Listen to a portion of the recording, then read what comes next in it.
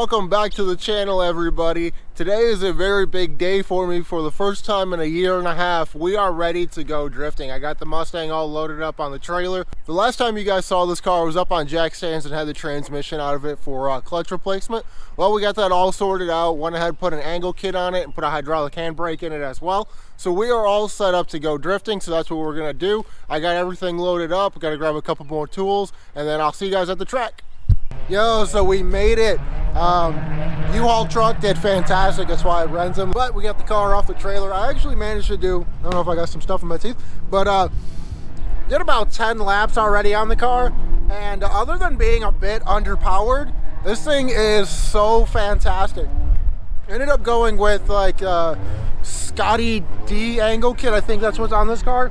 And as aggressively as I'm pushing this, it's not like even close to being spinning out. Like I feel like I have so much angle and it's easy to drive the car. I had a bunch of anxiety because I wasn't sure how the car was going to perform because I'd never driven this before, at least not aggressively. But I can tell you is I freaking love it. Either I need to fix the power issue or put a different gear ratio in it to get some more tire speed up.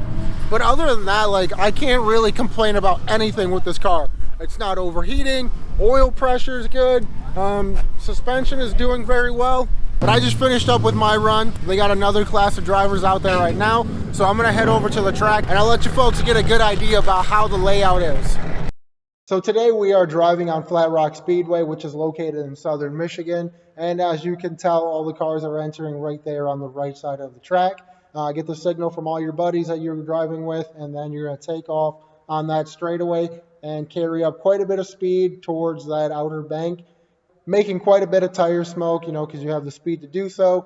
And then you're going to make that tight technical corner. At least it is in my opinion. I don't know how other drivers feel about it, but it feels kind of difficult making that corner when you're carrying so much speed. From there, you're going to flick it back onto the second bank, and then you're going to have way more speed, making way more tire smoke on that second pass, and then going back into the infield.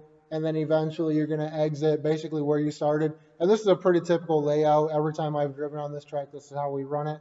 So from here, I'm going to jump back into my car and do a few laps. And you can see how well the car performs. In my opinion, it didn't do very well. Like in the car, it was way more exciting than what the camera shows. Compared to other cars, I'm just not nearly as fast. But I pretty much expected that. I didn't think it was going to be quite this bad, though. I mean, there are times where like I couldn't even get the car to go sideways because it really didn't have the power to break traction. But I gave it a valiant effort, you know, and so I'll just play some more footage, let you guys form your own opinion on it.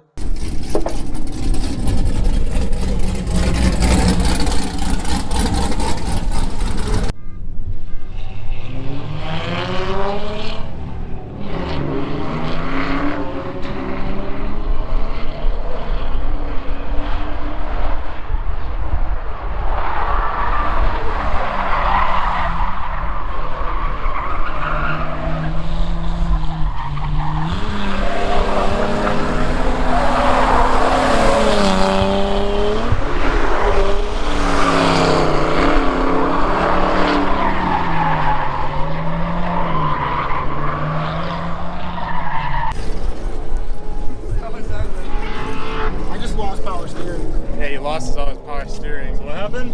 Lost power steering. Oh man. I don't think anything broke. I just think like the fluid was getting hot because it doesn't have a cooler on it. So the power steering fluid like boiled over and like got out of the cap. Hey, at least you're a pro drifter now, right? It feels way better than this morning. Even got battle scars to show it. I think what happened was the fluid just got way too hot and like thinned out, and so I wasn't having pressure. Because I checked the power steering system, there's still fluid in there, so there's no leak or nothing broke or anything like that. There was just no assist in the wheel. So gave it a second to cool off, turned it back on. Power steering is back to working properly, but we had a little bit of a contact with the wall. Infamous last words where I wonder how close I can get this thing to touching. And luckily we barely messed up any of the sheet metal. The bumper took most of the hit, and obviously the taillights messed up, but no problem. I got a spare set of taillights sitting at the shop, so we'll get those swapped over as soon as I get home tomorrow. But I'm gonna run back out on track, man. Probably swap these tires. It seems like the outside edges are getting kind of chewed up. Mostly on this side because we're running the track in one direction. So the tread is actually really good.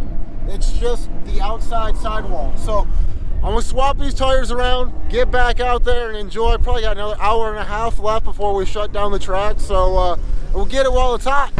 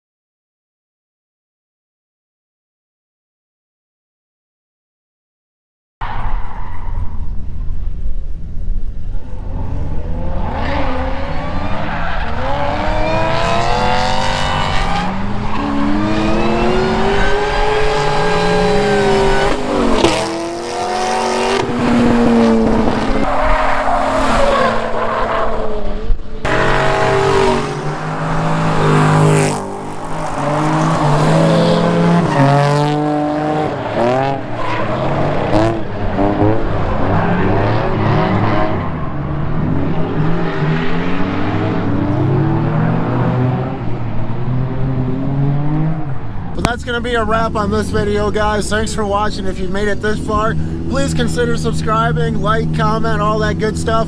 I'll see you in the next one. Well, that freaking sucked. Fast forward about a week, I'm back at the shop working on the Mustang, and in that video, man, I really thought like I was doing really good. Like in the car, I felt like, man, I was just getting it. And then review the footage, is like, wow, that was absolute dog shit. One thing I did shoot myself in the foot on is like, I just checked the air pressure in the tires. I was running 20 pounds of pressure in my rear tires, which for a car that makes like 100 horsepower is not a good number to have. I should have been more like 50 to 60 pounds of pressure, but I didn't bring an air compressor, so I couldn't like fix that myself, you know what I mean? So there's definitely a lot of room for improvement, both in the car and myself, but we'll sort it out, right guys? But like I said, thanks for watching, thanks for subscribing, all